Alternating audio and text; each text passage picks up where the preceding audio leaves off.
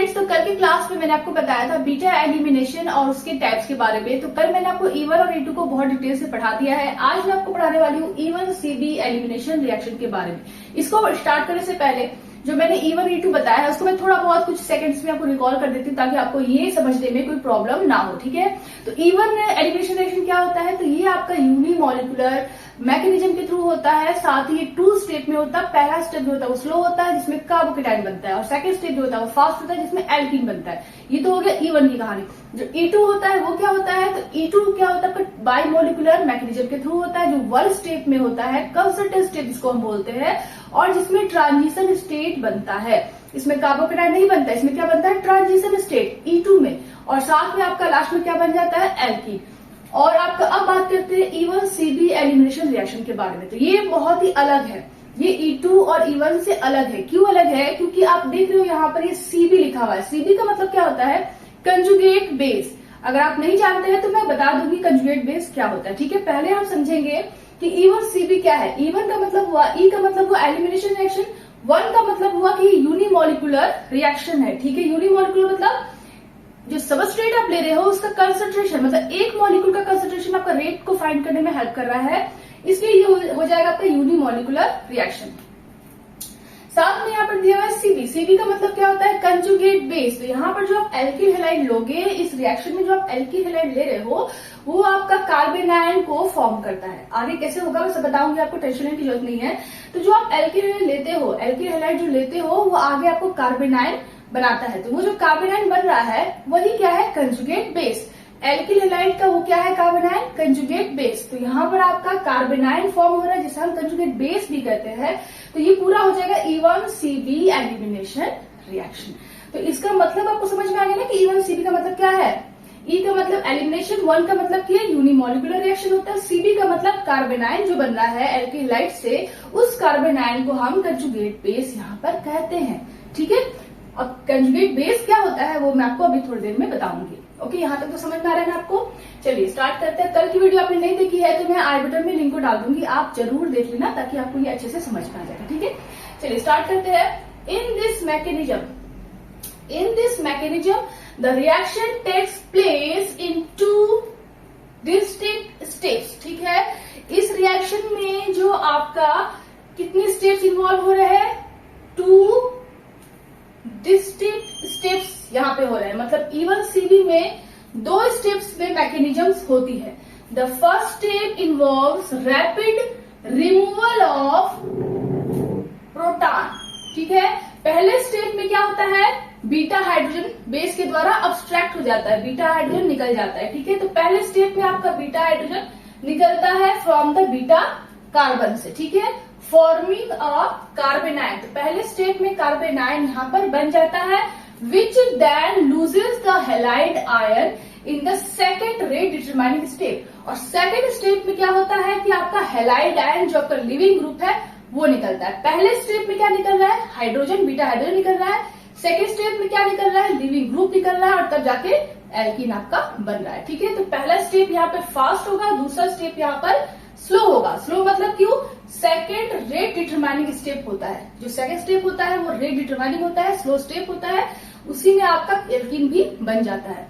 तो वहां पर आप क्या बताएंगे कि so carbanion is the conjugate base of the alkyl halide. Carbanion जो फॉर्म हो रहा है आपका, कहाँ फॉर्म होगा? पहले स्टेप में फॉर्म होगा कार्बेनाइन। तो ये जो कार्बेनाइन फॉर्म होता है ये आपका कंजुगेट बेस होता है, किसका?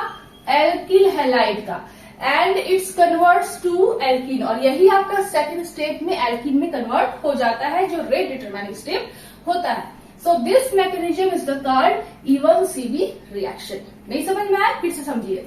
आपका E1 जो एलिमिनेशन रिएक्शन है वो क्या है कि 2 स्टेप में होता है। पहला स्टेप होता है वो स्लो स्टेप होता है, उसमें कार्बोकेटाइन फॉर्म होता है। लेकिन E1CB में क्या है कि पहला स्टेप जो होता है उसमें रिमूवल ऑफ प्रोटॉन होता है, मतलब आपका बीटा हाइड्रोजन निकलता है, उसमें कार्बोकेटाइन नहीं फॉर्म होता है, इसमें कार्बेनाइन फॉर्म होता है। डिफरेंस समझ रहे दोनों में? E1 रिएक्शन में कार्बोकेटाइन फॉर्म होता है, पहला स्टेप स्लो हो जाता है। लेकिन E1CB में पहला स्टेप जो होता है उसमें बीटा हाइड्रोजन निकलता है और ये फास्ट स्टेप हो जाता है। दोनों में डिफरेंस समझ में आ रहा है ना? ठीक है, तो आपका सेकंड स्टेप की अगर हम बात करें तो E1 जो होता है, E1 ओनली, उसमें जो सेकंड स्टेप स्टेप होता है वो फास्ट स्टेप होता है, उसमें एल्कीन बन जाता है कार्बोकेटाइन से। लेकिन E1CB में जो सेकंड स्टेप होता है वो स्लो स्टेप होता है और उसमें आपका कार्बोनाइल एल्कीन में कन्वर्ट हो जाता है। ठीक है, ये दोनों में डिफरेंस हो गया E1 और E1CB में। ओके, और E2 की कहानी क्या है? तो E2 में तो इंटरमीडिएट बनता ही नहीं, उसमें तो ट्रांजिशन स्टेट बनता है, ना कार्बोनाइल ना कार्बोकेटाइन। ठीक है, वो तो एक ही स्टेप में कन्वर्ट हो जाता है और वो 2 मॉलिकुलर होता है। ठीक है, और ये 1 मॉलिकुलर होता है। क्यों होता है सब मैं बताऊंगी आपको एग्जांपल जब मैं यहाँ पे समझाऊंगी तब। फिलहाल इसका जो डिफिनेशन है इसके बारे में E1CB होता क्या है पहले वो हम समझ लेते हैं, उसके बाद हम एग्जाम्पल से समझेंगे। तो एक और रिपीट कर देती हूँ मैं इसको। इन दिस मैकेनिज्म, इस मैकेनिज्म में the reaction take place in 2 distinct steps just like E1 reaction ये 2 स्टेप्स में होते हैं। The first step involves rapid removal of a proton from the beta carbon. तो पहले स्टेप में जो फर्स्ट स्टेप होता है उसमें आपका बीटा हाइड्रोजन बीटा कार्बन से बेस के द्वारा एक्सट्रैक्ट हो जाता है, निकाल लिया जाता है। ठीक है, और फिर बनता क्या है? जब बीटा हाइड्रोजन निकल जाएगा तो कार्बन पे कौन सा चार्ज आएगा? H+ निकलेगा तो कार्बन पे कौन सा चार्ज आएगा? नेगेटिव। तो वहां पर क्या बनता है? कार्बेनाइन। क्या बनता है पहले स्टेप में? कार्बेनाइन। ठीक है, जिसे हम क्या कहते हैं? Conjugate base. उस कार्बेनाइन को क्या बोलते हैं? Conjugate base. which then loses the halide ion in the second rate determining step। अब जो सेकंड स्टेप होता है उसमें आपका लिविंग ग्रुप बाहर निकलता है। कहां से? कार्बेनाइन से, जो आपका कार्बेनाइन फर्स्ट स्टेप में बना है। तो सेकंड स्टेप में आपका वो हैलाइड आयन लिविंग ग्रुप बाहर निकल जाता है और फिर आपका एल्कीन बन जाता है। ठीक है, तो जो सेकंड स्टेप होता है वो स्लो स्टेप होता है। स्लो स्टेप होगा तो वो रेट डिटरमाइनिंग स्टेप होगा और वहां पर कार्बेनाइन एल्कीन बना रहा है, मतलब एक मॉलिक्यूल जो है वो एल्कीन बना रहा है। तो इसका मतलब ये हुआ कि कार्बेनाइन का जो कंसंट्रेशन है वो आपका रेट को फाइंड करने में हेल्प कर रहा है, क्योंकि वो स्लो स्टेप में है, वो रेट डिटरमाइनिंग स्टेप है।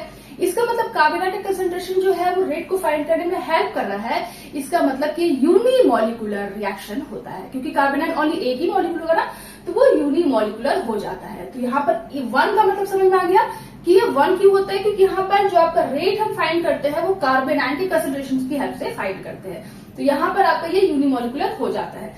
So carbonyl is the conjugate base of the alkyl halide. तो यहाँ पे जो हम एल्किल हैलाइड लेते हैं उससे कार्बोनाइल बन रहा है ना, तो उसी को हम कंजुगेट बेस कहते हैं, सीबी कहते हैं। ओके, समझ में आ गया सीबी का मतलब? And it converts to alkene, so this mechanism is called E1CB reaction. So simple, so easy. ठीक है, कुछ भी कंफ्यूजन नहीं है। अगर आप E1 E2 अच्छे से पढ़े रहेंगे तो E1CB समझने में आपको कुछ ही सेकंड लगेगा। ठीक है, चलिए तो मैं इसको साफ कर देती हूँ, उसके बाद में इसका एग्जांपल है कि आपको अच्छे से बताती हूँ कि कार्बोनाइन कैसे बनता है, कंजुगेट बेस क्या होता है। तो मैं इसको साफ कर दूं, आप पॉज करके इसको लिखना चाहते हैं तो लिख सकते हैं। सो स्टूडेंट्स, तो E1CB एलिमिनेशन रिएक्शन में मैंने आपको अभी तक क्या बताया कि ये आपका यूनिमॉलिकुलर रिएक्शन होता है, 2 स्टेप में होता है। पहला स्टेप फास्ट होता है, दूसरा स्टेप में स्लो हो जाता है। ठीक है, पहले स्टेप में आपका कार्बेनाइन फॉर्म होता है, बीटा हाइड्रोजन का ऑब्स्ट्रक्शन होता है, और सेकंड स्टेप में आपका कार्बेनाइन से एल्कीन बनता है। इतना तो मैंने आपको बता दिया E1CB के बारे में। अब इसका एग्जांपल लेकर फिर मैं आपको बताती हूँ कि इसमें कार्बोनाइन कैसे फॉर्म होता है। ठीक है, उसके पहले आपको ये ध्यान रखना है, कुछ यहाँ पे मैंने नोट्स लिखा है ताकि आप समझ सके कि E1CB कब होता है। कोई एल्किल हैलाइड दे दिया है, primary alkyl halide, secondary alkyl halide, tertiary alkyl halide, तो आप देखकर कैसे पहचानेंगे कि वो E1 शो कर रहा है कि E2 शो कर रहा है कि E3 शो कर रहा है। ठीक है, सबसे इंपॉर्टेंट E1CB रिएक्शन उस समय होगा, E1CB रिएक्शन वो एल्किल हैलाइड शो करेगा जिसमें हाई इलेक्ट्रोनेगेटिव एटम प्रेजेंट हो। E1CB आपका एलिमिनेशन रिएक्शन वो एल्किल हैलाइड शो करेगा जिसमें आपका हाईली इलेक्ट्रोनेगेटिव एटम होगा। ठीक है, ये पहचान है E1CB रिएक्शन का। अगर यहाँ पे मैं हाइड्रोजन कर दूं, ठीक है, यहाँ पे क्लोरीन है, यहाँ पे हाइड्रोजन सारा कर दूं मैं, तो वो E1 या E2 हो सकता है। ठीक है, इसको आप पहचान सकते हैं कि अगर स्टेबल कार्बोकेटाइन बनेगा, 3 डिग्री कार्बोकेटाइन बनेगा तो वो E1 होगा, 2 डिग्री या 1 डिग्री बनेगा तो वो E2 होगा। लेकिन अगर आपका यहाँ पर आप देखेंगे कि यहाँ पे हाईली इलेक्ट्रोनेगेटिव एटम अटैच है, हाइड्रोजन तो है ही नहीं, तो उस केस में आप E1CB रिएक्शन पर मूव कर जाएंगे। मैंने क्या बताया आपको कि अगर आप जो एल्किल हैलाइड लेते हैं तो अगर वहां पर हाईली स्टेबल कार्बोकेटाइन बनता है तो वो E1 रिएक्शन होने की संभावना रहती है। अगर वहां पे लेस स्टेबल कार्बोकेटाइन बन रहा है, मतलब 1 डिग्री 2 डिग्री बन रहा है, तो इसका मतलब वहां पे ट्रांजिशन स्टेट बनने की संभावना होती है, क्योंकि वो लेस आयोनाइज होते हैं। ठीक है, ये सब मैंने आपको कल बताया है। तो आप वहां पर E2 रिएक्शन को अप्लाई कर देंगे। लेकिन अगर आपने जो एल्किल हैलाइड लिया है जो एल्किल हैलाइड आपने लिया है उसमें अगर हाईली इलेक्ट्रोनेगेटिव आइटम अटैच है, हाइड्रोजन है ही नहीं, देख रहे बस एक यही हाइड्रोजन है, बाकी 3 यहाँ पर हाईली इलेक्ट्रोनेगेटिव आइटम अटैच है। तो अगर ऐसा सिचुएशन है किसी एल्किल हैलाइड में और साथ में बेस दिया हुआ है, स्ट्रॉन्ग बेस दिया हुआ है, इसका मतलब कि वो E1CB रिएक्शन होगा। ये पहचानने का तरीका है कि कौन एल्किल हैलाइड जो है वो E1 देगा, कौन E2 देगा, कौन E1CB देगा।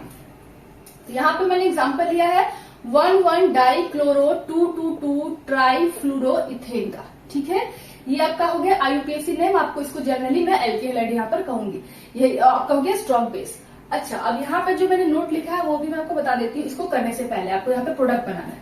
तो प्रेजेंस ऑफ इलेक्ट्रोनेगेटिव एटम, क्या चीज यहाँ पे कह रहा है कि presence of electronegative atom on the beta carbon, ठीक है। आपका बीटा कार्बन कौन हो जाएगा, आपका ये हो जाएगा आपका ये बीटा कार्बन और ये अल्फा कार्बन, ठीक है। ये आपका अल्फा कार्बन, ये बीटा कार्बन, और presence of electronegative atom on the beta carbon to make the beta hydrogen more acidic. मतलब यहाँ पर आपका ये जो है आपका ये बीटा हाइड्रोजन हो जाएगा। ये हाइड्रोजन क्या है, ये बीटा हाइड्रोजन है।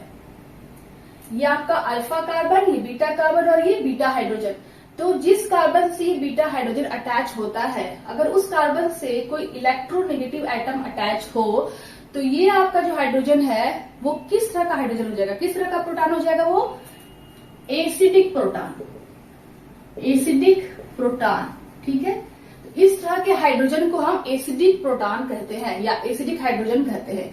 वो बहुत ही इजिली, बहुत ही फास्टली वो आपका रिमूव हो जाएगा H+ के फॉर्म में। इसी को हम बोलेंगे एसिडिक हाइड्रोजन।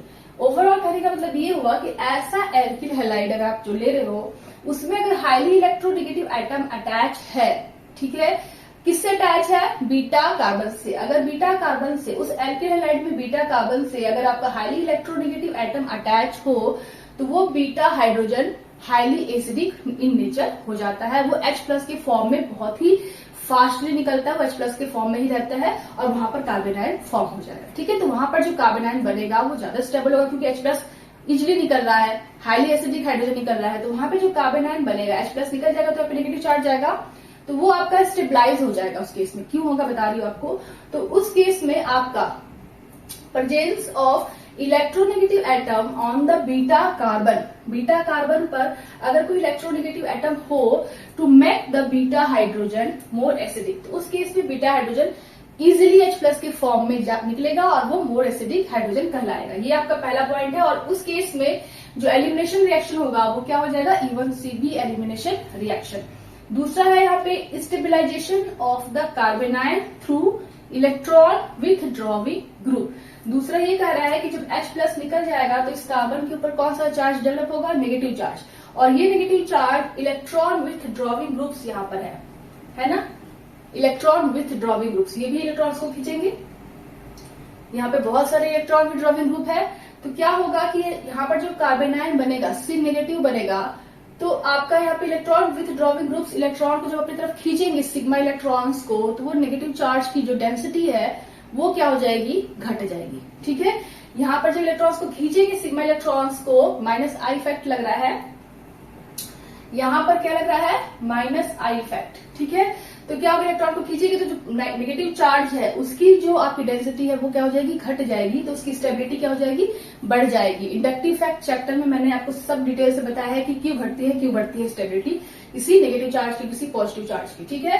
तो -I इफेक्ट अगर लगेगा यहाँ पर तो ये नेगेटिव चार्ज जो डेवलप हो रहा है वो ज्यादा स्टेबल हो जाएगा। तो उस केस में आपका क्या बनने की संभावना है, कौन सी रिएक्शन होने की संभावना है, E1CB एलिमिनेशन रिएक्शन होने की संभावना है। वहां पे जो कार्बन आयन बनेगा वो ज्यादा स्टेबल होगा, तो इसकी वजह से वो E1CB होगा। CB मतलब कार्बन आयन, CB मतलब कंजुगेट बेस, कार्बन आयन को यहाँ पर कंजुगेट बेस कहते हैं। अब यहाँ पे क्या है तीसरा कि अ पुअर लिविंग ग्रुप। तो यहाँ पर आपका जो फ्लोरीन है अटैच है आपका अल्फा कार्बन से, तो ये फ्लोरीन क्या होता है, पुअर लिविंग ग्रुप होता है, ठीक है। तो अगर ये भी पहचान है आपका, पुअर लिविंग ग्रुप होगा तब भी वो E1CB एलिमिनेशन रिएक्शन को शो करेगा। तो ओवरऑल मोस्ट इंपॉर्टेंट यहाँ पर क्या याद रखना आपको कि इलेक्ट्रोनेगेटिव एटम होना चाहिए बीटा कार्बन पर, और आपका इलेक्ट्रॉन विथड्रॉविंग ग्रुप होना चाहिए, जिसकी वजह से एसिडिक प्रोटॉन हो, जिसकी वजह से सी नेगेटिव आपका ज्यादा स्टेबल हो जाए, तो उस केस में आपका E1CB एलिमिनेशन रिएक्शन होगा। ठीक है, जैसे आपने ये ले लिया RC hydrogen, CCl hydrogen hydrogen hydrogen, यहाँ पर Cl है, यहाँ पर H है, बीटा पर कोई इलेक्ट्रॉन विथड्रॉविंग ग्रुप अटैच नहीं है, तो ये आपका E1 E2 जो भी आपका शो करेगा, लेकिन E1CB को शो नहीं करेगा। ये E1CB को शो क्यों नहीं करेगा? क्योंकि यहाँ पे कार्बेनाइन फॉर्म ही नहीं होगा। कार्बेनाइन बनने के लिए हमें एसिडिक हाइड्रोजन चाहिए। एसिडिक हाइड्रोजन ऐसे ही तो नहीं बनेगा ना, एसिडिक हाइड्रोजन बनने के लिए इलेक्ट्रॉन विथड्रॉविंग ग्रुप होना जरूरी है उस बीटा कार्बन पर। तो यहाँ पर बीटा कार्बन पर इलेक्ट्रॉन विथड्रॉविंग ग्रुप होगा तो इलेक्ट्रॉन सिग्मा इलेक्ट्रॉन को अपनी तरफ खींचेगा, जिसकी वजह से इस कार्बन की चारों तरफ की इलेक्ट्रॉन डेंसिटी कम हो जाएगी। तो जब इलेक्ट्रॉन डेंसिटी कम होगी तो वो इस हाइड्रोजन के इलेक्ट्रॉन्स को अपनी तरफ खींच लेगा और ये H+ इजिली फास्टली बाहर निकल जाएगा ऐसे एसिडिक हाइड्रोजन के फॉर्म में, और C के ऊपर नेगेटिव चार्ज आ जाएगा। तो वो negative charge electron withdrawing group की वजह से स्टेबलाइज होगा। ठीक है, -I इफेक्ट की वजह से स्टेबलाइज होगा, सब मैंने आपको बताया है। तो यहाँ पर आपका जो कार्बेनाइन बन रहा है वो स्टेबलाइज भी हो रहा है, साथ में इलेक्ट्रोनेगेटिव एटम भी बीटा हाइड्रोजन से बीटा कार्बन से अटैच है। तो यहाँ पर कौन सा रिएक्शन होगा? E1CB एलिमिनेशन रिएक्शन होगा। तो ये पहचानने का तरीका है कि कौन सा एल्किल हैलाइड जो है E1CB देगा, कौन सा E2 देगा, कौन सा E1 देगा। ठीक है, तो सिंपल एल्किल हैलाइड है अगर, तो वहां देखेंगे कि अगर मोस्ट स्टेबल कार्बोकेटाइन बन रहा है तो वो E1 देगा, लेस स्टेबल कार्बोकेटाइन बन रहा है तो वो E2 देगा, और अगर आपका हाईली इलेक्ट्रोनेगेटिव एटम अटैच है बीटा कार्बन से तो वो E1CB देगा। ठीक है, तो चलिए इस एग्जांपल को सॉल्व करते हैं। तो यहां पर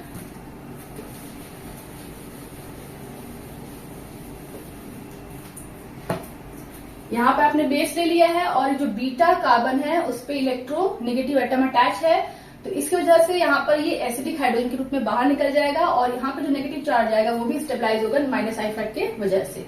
तो यहाँ पर आपका क्या बनेगा? पहले स्टेप में कार्बेनाइन बनता है। मैंने आपको बताया ना कि E1CB में पहला स्टेप होता है वो फास्ट स्टेप होता है, उसमें क्या बनता है? कार्बेनाइन। फास्ट स्टेप क्यों होता है? क्योंकि इलेक्ट्रॉन विथड्रॉविंग ग्रुप जो अटैच है, -I ग्रुप अटैच है, तो ये इलेक्ट्रॉन को अपनी तरफ खींचते हैं, जिसकी वजह से कार्बन की चारों तरफ की इलेक्ट्रॉन डेंसिटी कम हो जाती है, इलेक्ट्रोनेगेटिविटी हाई हो जाती है कार्बन की, और बगल के हाइड्रोजन के इलेक्ट्रॉन्स को अपनी तरफ खींच देता है, जिसकी वजह से ये H+ एज एसिडिक हाइड्रोजन के फॉर्म में ये फास्टली बाहर निकल जाता है और इस पर नेगेटिव चार्ज आ जाता है, और ये negative charge electron withdrawing group की वजह से स्टेबलाइज हो जाता है, मोर स्टेबल फॉर्म में कन्वर्ट हो जाता है। तो ये आपका पहला स्टेप जो होगा वो फास्ट स्टेप में आपका यहाँ पे कार्बेनाइन बनेगा।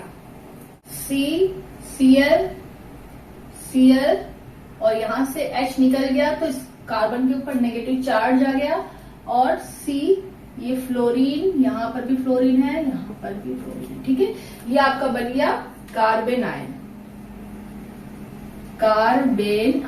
ठीक है, तो आपने पहले स्टेप में देखा कि पहला स्टेप क्या है? फास्ट स्टेप है, जिसमें कि आपका बीटा हाइड्रोजन निकल रहा है। क्यों निकल रहा है? क्योंकि हाईली इलेक्ट्रोनेगेटिव एटम अटैच है और बनता क्या है? यहाँ पे कार्बेनाइन बनता है, जो इस -I इफेक्ट की वजह से आपका स्टेबलाइज हो रहा है। यहाँ पर कार्बेनाइन की स्टेबिलिटी बन रही है, ये ज्यादा देर तक इस सॉल्यूशन में रहेगा, तो ये स्टेप कन्वर्ट हो जाएगा 2 स्टेप में। यहाँ पर आपका फर्स्ट स्टेप में ये हो गया, मतलब पहला स्टेप ये हो गया। सेकेंड स्टेप में क्या होगा वो देखिए। सेकेंड स्टेप में आपका ये हो जाता है स्लो स्टेप। स्लो स्टेप मतलब रेट डिटरमाइनिंग स्टेप में ये कन्वर्ट हो जाता है। इस स्टेप में आपका कार्बेनाइन किस में कन्वर्ट हो जाएगा? एल्कीन में। कैसे? यहाँ पर जो लिविंग ग्रुप अटैच है वो फ्लोरीन है, तो यहाँ पर फ्लोरीन अपने इलेक्ट्रॉन्स को लेकर बाहर निकल जाएगा -F के फॉर्म में। ठीक है, और ये -F कहाँ जाएगा? इस सोडियम के पास जाएगा और क्या बना लेगा? Sodium fluoride NaF। ठीक है, और साथ में C2H5O- जो है वो इस H को लेकर अल्कोहल के रूप में C2H5OH के रूप में बाहर निकल जाएगा। तो ये हो गया आपका बाई प्रोडक्ट। मेन प्रोडक्ट पे आते हैं तो यहाँ पर आपका C- है, ये फ्लोरीन नेगेटिव चार्ज के फॉर्म में बाहर निकलेगा F- के फॉर्म में। तो इस कार्बन के ऊपर कौन सा चार्ज आएगा? पॉजिटिव। तो ये नेगेटिव, यहाँ पर पॉजिटिव, दोनों मिलकर डबल बॉन्ड को फॉर्म कर लेंगे।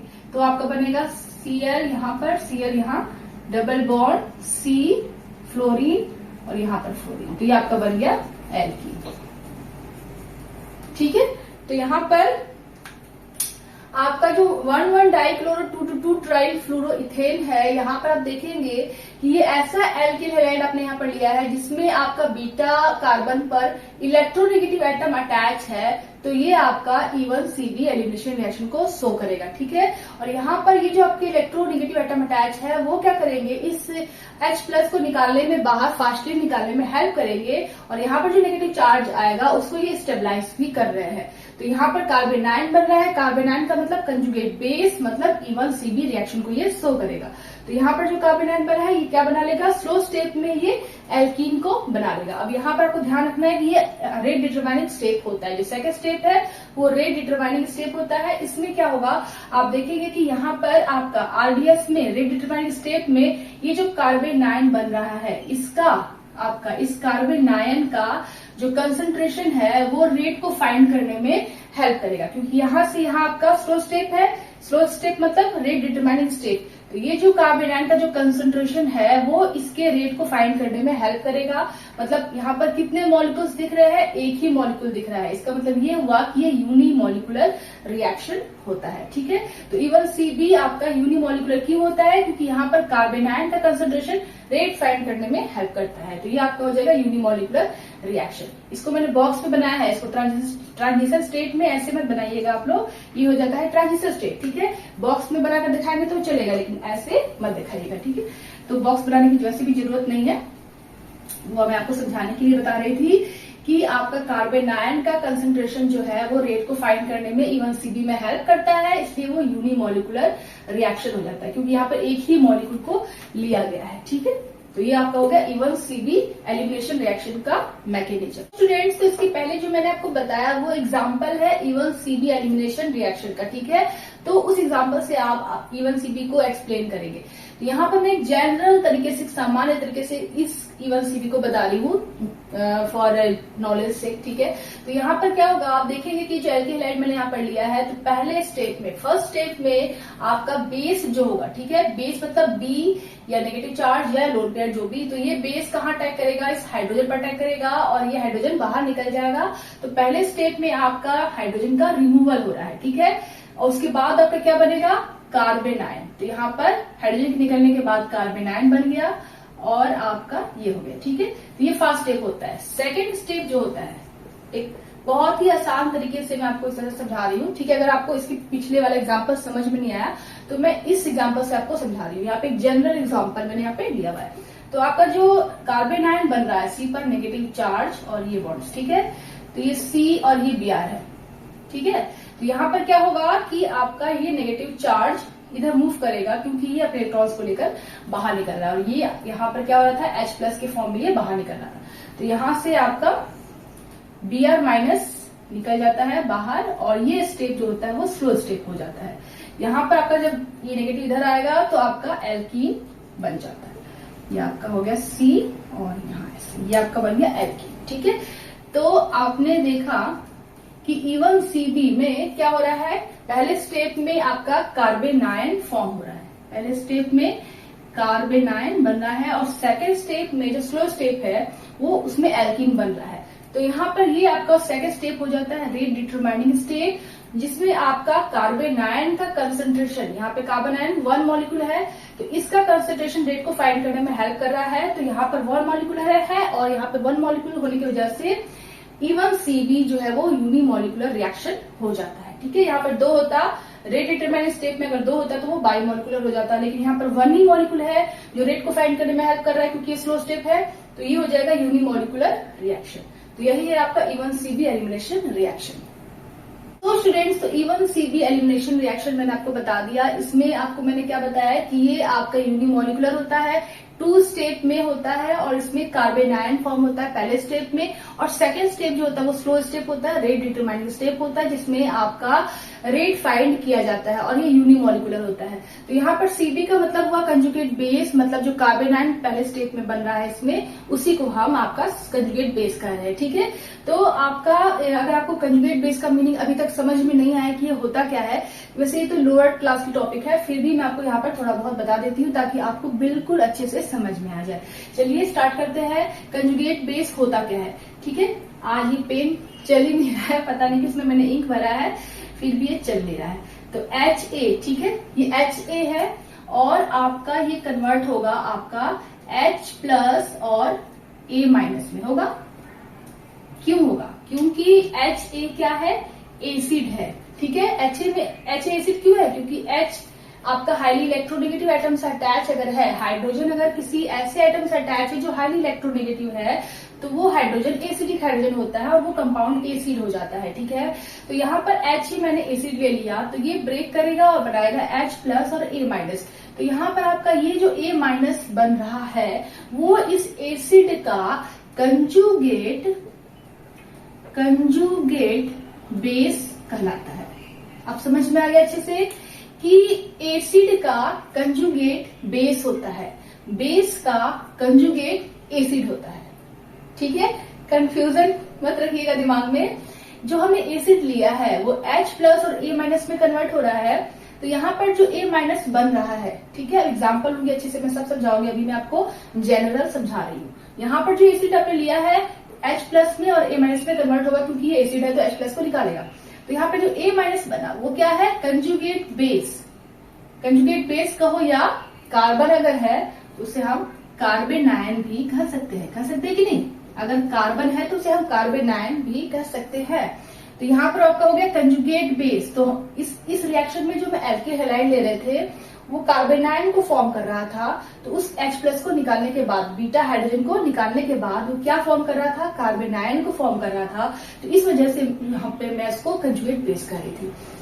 इवन सीबी में जब बीटा हाइड्रोजन निकल जाता है तो उस कार्बन पर नेगेटिव चार्ज जाता है, तो उसी तरीके से बीटा हाइड्रोजन को निकलने के बाद जो बना कार्बेनायन उसे हम क्या कह रहे हैं? कंजुगेट बेस कह रहे हैं। तो वो इवन सीबी एलिमिनेशन रिएक्शन हो गया, ठीक है। समझ में आ गया कि मैंने कार्बेनायन को क्यों कहा कंजुगेट बेस? ठीक है, चलिए ये तो हो गया आपका कंजुगेट बेस की कहानी। किसी एसिड का कंजुगेट बेस होता है, ठीक है। जैसे हम एग्जांपल लेते हैं H2SO4, ये क्या है? एसिड है H2SO4, तो यहाँ पर ये H plus plus HSO4 minus में कन्वर्ट हो जाता है।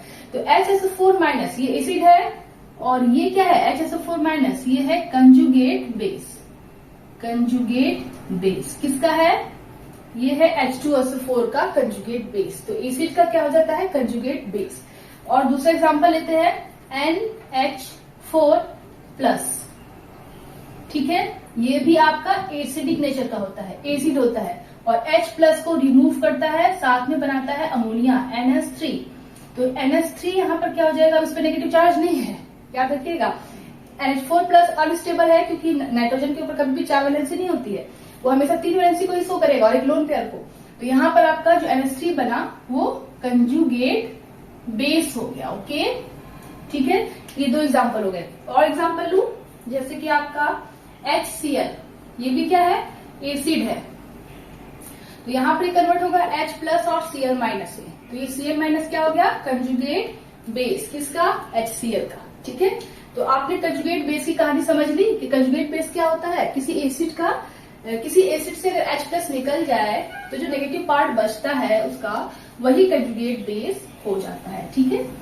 चलिए, तो ये हो गया आपका कंजुगेट बेस की कहानी। कंजुगेट एसिड क्या होता है वो भी देख लेते हैं। जैसे कि आपका B है, ये क्या है? बेस, ठीक है। ये एसिड हो गया और ये B क्या हो गया? बेस हो गया। अब ये बेस का काम क्या होता है? एसिड का काम होता है प्रोटॉन डोनेट, प्रोटॉन को डोनेट करने वाला, प्रोटॉन डोनर्स, ठीक है। एसिड क्या होते हैं? प्रोटॉन को डोनेट करने वाले होते हैं, लेकिन जो बेस होते हैं वो प्रोटॉन को एक्सेप्ट करने वाले होते हैं। Proton acceptors is called base, proton donor is called acid, ठीक है। तो यहाँ बेस जो होते हैं वो प्रोटॉन को क्या करेंगे? H प्लस को एक्सेप्ट कर लेंगे। कहाँ से H प्लस आएगा? इस एसिड से आएगा, ठीक है। यहाँ से H प्लस यहाँ आ गया, इस बेस ने इस H प्लस को एक्सेप्ट कर लिया और क्या बना लिया? BH प्लस, ठीक है। तो यहाँ पर आपका ये जो बेस है वो क्या बना रहा है? कंजुगेट एसिड, कंजुगेट एसिड, ठीक है। समझ में आ रहा है ना? ये बेस का कंजुगेट एसिड बन गया और ये एसिड का कंजुगेट बेस बन गया। तो एसिड का मतलब होता है प्रोटॉन डोनर, तो यहाँ प्रोटॉन को डोनेट कर दिया। बेस का मतलब होता है प्रोटॉन एक्सेप्टर, तो इसने प्रोटॉन को एक्सेप्ट कर दिया। सब लोअर क्लास का टॉपिक है, ठीक है। और यहाँ पर ये बेस का क्या बन गया? Conjugate acid. कंजुगेट बेस में नेगेटिव चार्ज, कंजुगेट एसिड में पॉजिटिव चार्ज होता है। जैसे एग्जाम्पल मैंने आपको बताया NH4 प्लस, ये मैंने बताया ना कि एसिड होता है, तो ये क्या है, कंजुगेट एसिड है। जैसे सपोज दैट यहाँ पे मैंने कंजुगेट एसिड लिख दिया, तो ये H+ को रिमूव करेगा और NH3 को बनाएगा। तो यहाँ पे NH3 क्या बन गया आपका, क्या बन गया, कंजुगेट एसिड का क्या बन गया, बेस। ठीक है, इस बेस ने H+ को लिया और क्या बना लिया, कंजुगेट एसिड। ये आपका इस तरह का रिएक्शन होता है। ठीक है, रिवर्सिबल रिएक्शन। ठीक है, NH4+ एसिड, कंजुगेट एसिड कहो या एसिड कहो, क्योंकि यहाँ पर आपका रिवर्सिबल है। तो यहाँ पे कंजुगेट एसिड H+ को रिमूव करेगा और बेस बनाएगा, फिर ये बेस H+ को लेकर कंजुगेट एसिड में कन्वर्ट हो जाएगा। तो किसी एसिड का कंजुगेट बेस होता है और किसी बेस का कंजुगेट एसिड होता है। तो यहाँ पर H इवन एलिमिनेशन रिएक्शन में हम बात कर रहे हैं कंजुगेट बेस का। तो कंजुगेट बेस पे नेगेटिव चार्ज होता है, कार्बन आयन बनता है यहाँ पर, तो इसलिए इसको हम Cb कह रहे हैं। ठीक है, अच्छे से समझ में आ गया ना कि कंजुगेट बेस कंजुगेट एसिड क्या होता है। चलिए एक एग्जांपल और लेते हैं, HCl प्लस NH3। ठीक है, यहाँ पे क्या बनाएगा, HCl है, ये आपका एसिड है, तो यहाँ पर आपका ये एसिड है, तो ये H+ को डोनेट करेगा। और ये बेस है, बेस क्यों है, क्योंकि इसके पास लोन पे इलेक्ट्रॉन है नाइट्रोजन के पास, मतलब ये न्यूक्लियोफाइल की तरह काम करेगा। ठीक है, इलेक्ट्रॉन इसके पास अधिकता है, तो ये न्यूक्लियोफाइल की तरह काम करेगा, मतलब ये वहां अटैक करेगा जहां पे पॉजिटिव चार्ज ज्यादा हो। अब ये जो एसिड है ये H+ को निकाल रहा है, मतलब पॉजिटिव चार्ज इस H+ के पास है, तो ये आपका नाइट्रोजन जिसके पास नेगेटिव चार्ज ज्यादा है, जिसके पास इलेक्ट्रॉन ज्यादा है, तो वो आपका इस पर अटैक करेगा, इस H+ पर, न्यूक्लियोफाइल इलेक्ट्रोफाइल पर अटैक करेगा। समझ में आ रहा है ना। तो यहाँ पर ये एसिड क्या करेगा, प्रोटॉन डोनर, ये क्या करेगा आपका बेस प्रोटॉन एक्सेप्टर। तो बन जाएगा क्या, आपका बनेगा NH4+ चार्ज, बनेगा कि नहीं। अब इसकी लोन पेयर चली गई, ठीक है, बॉन्डिंग बनाने में। अब यहाँ पर आपका बच गया Cl-, होगा कि नहीं। ठीक है, Cl- बच गया और NH4 बच गया। तो अब यहाँ पर आपका एसिड से बन रहा है ये, अब बेस से बन रहा है ये, तो इसे हम बोलेंगे एसिड का ये क्या हो जाएगा, कंजुगेट बेस। ठीक है, और इस बेस का ये क्या हो जाएगा, कंजुगेट एसिड, और इसका उल्टा कर देंगे तो बस हो गया। नहीं समझना है कि एसिड का ये क्या हो गया, कंजुगेट बेस, बेस का ये क्या हो गया, कंजुगेट एसिड। ऐसे समझिए, इस एसिड का हो गया ये कंजुगेट बेस, ठीक है, और इस बेस का हो गया ये कंजुगेट एसिड। अब समझ आ रहा है ना। चलिए, तो ये आपको नोट करना है तो नोट कर लीजिए। सो स्टूडेंट्स, तो आपका एलिमिनेशन रिएक्शन बस यहीं तक था, E1, E2 और E1CB। ठीक है, ये सब बीटा एलिमिनेशन रिएक्शन के टाइप्स है। तो E1 में मैंने आपको बताया कि ये क्या होता है, यूनिमोलिकुलर। क्या होता है ये, यूनिमोलिकुलर होता है। ये सब आपको याद रखना है डिफरेंस, ठीक है, तभी आप अच्छे से समझ पाएंगे। ठीक है, तो यहाँ पर E1 जो है आपका यूनिमोलिकुलर, E2 क्या है, बाई मॉलिकुलर। समझे रहेंगे तो अपने से आप डिफरेंस लिख सकते हैं। E1CB क्या है, यूनिमोलिकुलर। क्यों है ये जरूर सोचिएगा, मैंने बता दिया है क्यों है। उसके बाद आपका E1 जो होता है वो 2 स्टेप में कंप्लीट होता है, 2 स्टेप मैकेनिज्म होता है। और आपका E2 जो होता है सॉरी, E2 जो होता है वो 1 स्टेप मैकेनिज्म होता है, और E1CB जो है वो 2 स्टेप मैकेनिज्म होता है। ये सब आपका डिफरेंस है, अगर आप समझे रहेंगे तीनों तो आराम से अपने से खुद से लिख सकते हैं। ओके, और साथ में आपका यहाँ पर E1 में सबसे इंपॉर्टेंट कार्बोकेटायन बनता है, कार्बोकेटायन बनता है। E2 में आपका ट्रांजिशन स्टेट बनता है, कोई भी इंटरमीडिएट इसमें नहीं बनता है। इसमें क्या बनता है, ट्रांजिशन स्टेट, इसको शॉर्ट फॉर्म में TS लिखते हैं। E1CB में आपका बनता है कार्बन आयन। ठीक है, यहाँ पर आप लिखेंगे कि इसका जो रेट होता है वो आपका फर्स्ट स्टेप में डिटरमाइन होता है। इसमें आपका रेट डिटरमाइन क्या होता है, स्लो स्टेप में जो पहला जब अटैक होता है बेस का एल्किल हाइड के साथ वहां पर। ठीक है, और E1CB में रेट कहाँ होता है, स्लो स्टेप होता है सेकंड स्टेप में। ये सब डिफरेंसेस है, आप बुक में भी देख सकते हो, बहुत सारे डिफरेंसेस आपको मिल जाएंगे। E1 जो होता है ये आपका टर्सरी हेलाइड में, टर्सरी हेलाइड में होता है। E2 आपका प्राइमरी और सेकेंडरी में होता है, और E1CB जिसमें आपका हाईली इलेक्ट्रोनेगेटिव एटम हो वहां पर होता है। ठीक है, ये सब पहचानने का तरीका आप खुद से भी इसको लिख सकते हैं। जो मोस्ट इंपॉर्टेंट है वो मैंने यहाँ पर तीनों को लिख दिया है ताकि आप डिफ्रेंशिएट कर सके तीनों को। ठीक है, तो आपका ये हो गया एलिमिनेशन रिएक्शन। अब बचा है आपका सेटजेफ रूल और हॉफमैन रूल, जो मैंने कल बताया था आपको थोड़ा बहुत कि अगर मोर हाईली सब्स्टिट्यूटेड एल्कीन होगा तो वो मेजर प्रोडक्ट बनेगा, एल्किन में अगर आप देख रहे हो ना, एल्किन बनता है ना नीचे एलिमिनेशन रिएक्शन में, अगर दो तरह की एल्किन बन रही है तो वहां पर मेजर और माइनर देखेंगे। तो अगर हाईली सब्स्टिट्यूटेड एल्किन होगा तो वो सेटजप प्रोडक्ट कहलाता है, और अगर लेस सब्स्टिट्यूटेड एल्किन होगा तो वो हॉफमैन प्रोडक्ट कहलाता है। बस यही है सेटजप और हॉफमैन रूल। तो ये मैं आपको कल बताऊंगी। तो आज यहीं तक कंप्लीट करते हैं। तो अगर आपको आज की क्लास समझ में आई है तो प्लीज कमेंट करके बताइए कि हाँ आपको समझ में आ गया। जो नहीं समझ में आया उसे कमेंट करिए, मैं दोबारा उसे बताऊंगी, ठीक है। तो मिलते हैं कल की क्लास में। Take care, bye bye. But revise करना बिल्कुल मत भूलिएगा।